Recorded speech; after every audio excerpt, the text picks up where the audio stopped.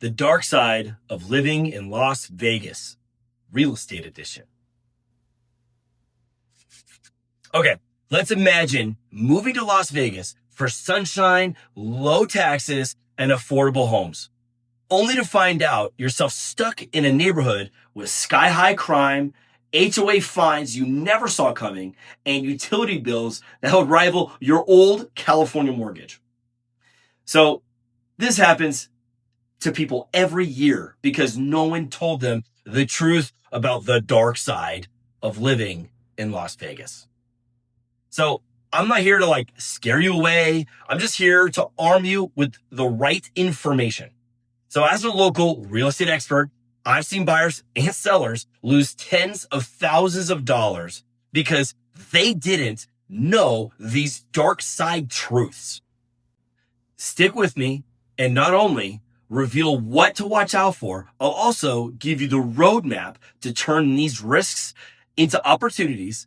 And if at any point you feel that maybe you're overwhelmed or there's just something you have specific you want to ask, use the links in the description below and get in contact with me. My name is Matt Bergdorf. I'm a real estate agent here in Las Vegas, and I help people just like you every single week. Okay, so section 1, the Strip illusion and crime hotspots. So many out-of-staters believe that Las Vegas equals the Strip.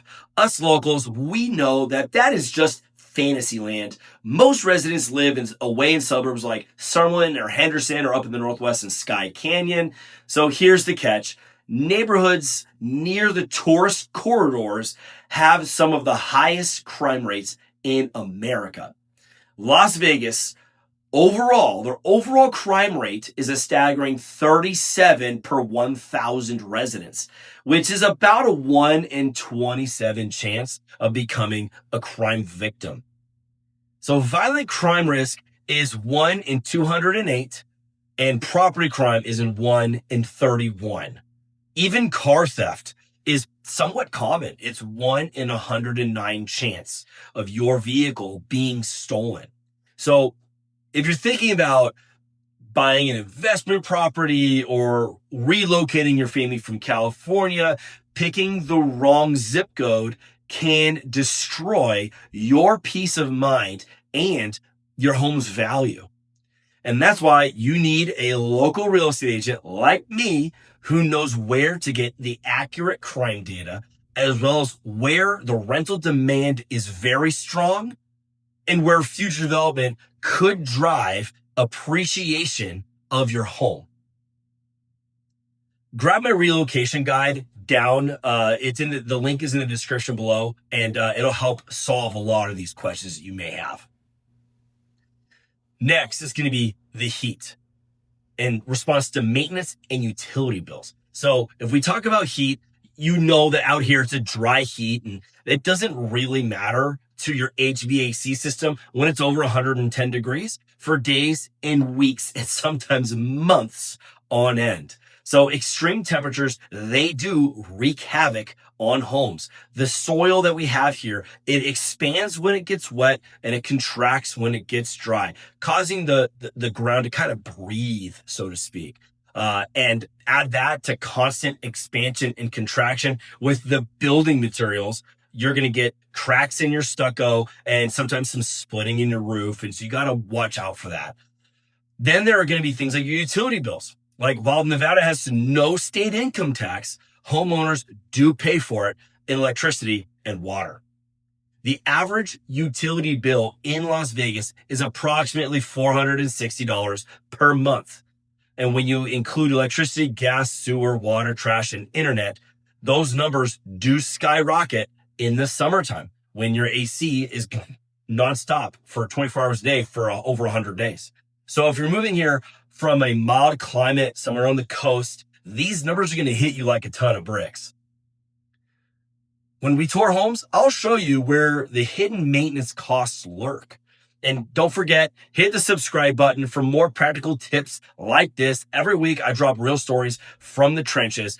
I have plenty of clients. I show homes every single week, and I see things. And these are some tips that some people that come out here, they're not looking for them. So that's my job as a professional to do so.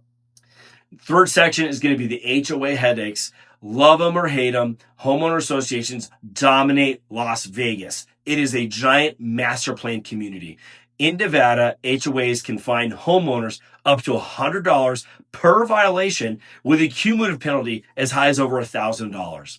So some will even send you a notice for leaving your trash bins out for too long, or maybe you had parking on the street overnight, or you installed the wrong shade of gravel in your front yard. I mean, there are other communities have imposed surprise special assessments that cost thousands of dollars. Anthem Country Club was the most recent one to do something like this.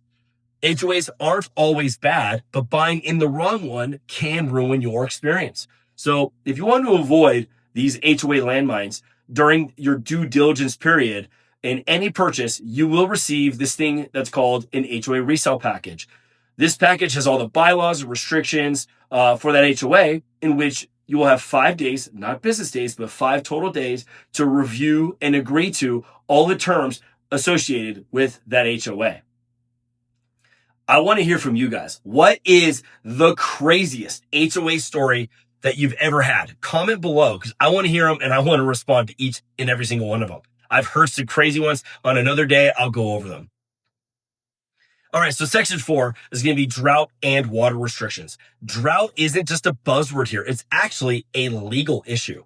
So Southern Nevada has banned non-functional turf irrigation with the Colorado River, and it begins in 2027. So your first violation of water waste is $80, and it will double every time you have an offense. It's just going to double. So your fifth offense will be $1,280. You may be forced to remove your lawn or your irrigation system, or upgrade your irrigation system, or install drought tolerant landscaping, and you could get in trouble with that financially. So buyers, you need to budget for that. And sellers, you also may need to prepare for it. So sometimes your HOA, the rules may conflict with city requirements, causing some confusion. But when you work with me, I'll make sure that your landscaping won't be a liability or a financial burden for you. Number 5. Okay, the next one, flippers and unpermitted work. I know some great flippers out here that do great work, but I also have walked through properties with bad work. Flipping homes is big business here. Many investors do cut corners. Behind every freshly painted house could be faulty wiring, illegal plumbing, unpermitted additions or conversions. Unpermitted work can lead to city fines, lawsuits, denied insurance claims, and lost value on appraisal. If you use me to represent you, I will check these permits and verify these disclosures and protect you from bad flips. If you're thinking about buying a home that was recently flipped or flipped in the last 18 months, let's have a conversation and discuss all the permits that were pulled and just see, hey, did they do this right? Did they not do this right? I want to make sure that you are actually buying a good house and not getting yourself into a lemon situation. A 5-minute phone call could save you maybe 5 figures, depending on what they did.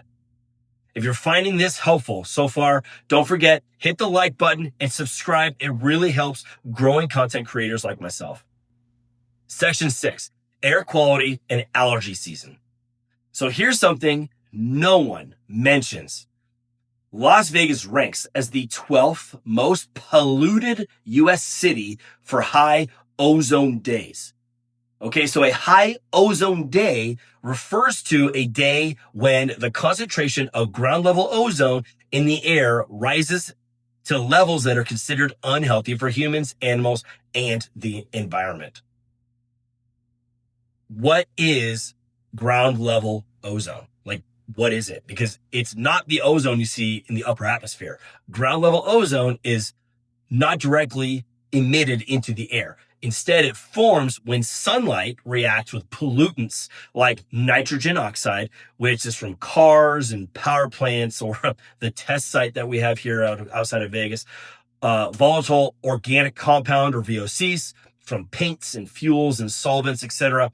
This is different from the ozone layer in the upper atmosphere, which protects us from UV radiation. But we get wildfire smoke and dust storms, year-round allergens, for families with asthma or heart conditions or severe allergies, this can be life-changing.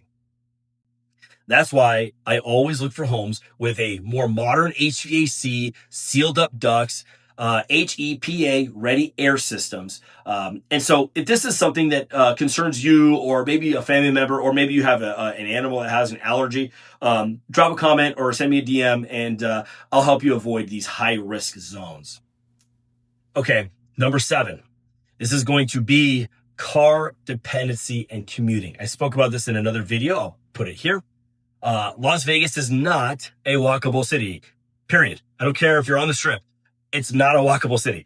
There is no metro rail. The buses are typically pretty slow and far and few between. Ride shares get expensive, especially if you're going all over town. You will need a car. That means driveway space, garage storage, manageable commute routes. If you work on the strip, but you live and buy in the Northwest, say Sky Canyon, you could be adding around 45 minutes a day in commute time. When we look for homes, I'm going to include a real-time traffic analysis and access to your freeway with you. So I'll come to the house. I'll have these documents with you to help you see, okay, at this day and time, it's going to be a little bit harder to get to work, or etc. Number 8 is school ratings and the education system. Clark County School District is the biggest school district in the United States, which has over 300,000 students. And there are plenty of challenges associated with it. There are teacher shortages, overcrowded classrooms, varying school ratings. Even within the same zip code, you have different school ratings. That's why school zoning is critical, not just for you and your kids, but for your home's long-term value.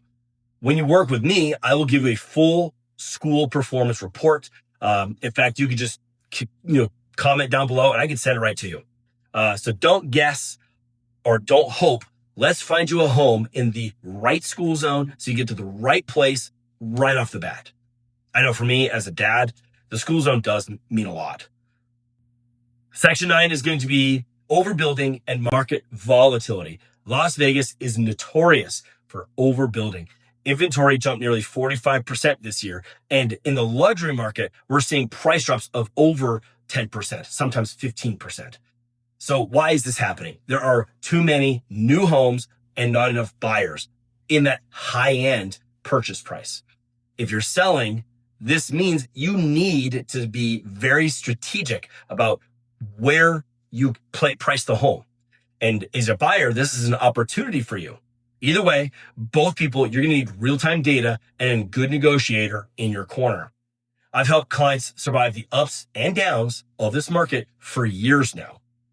Want me to help you time your move? Let's talk. All of my contact info is in the description down below. So, in conclusion, Las Vegas, it has its perks, but it also has its problems. Okay, from crime zones to stucco cracks to allergy alerts and HOA fines, there are real risks here. But when you understand the landscape, you can make smarter decisions to avoid these costly mistakes and you're going to live better ultimately. Like, this is a place where people come to upgrade their life. So we can do that. We just have to avoid a couple of things.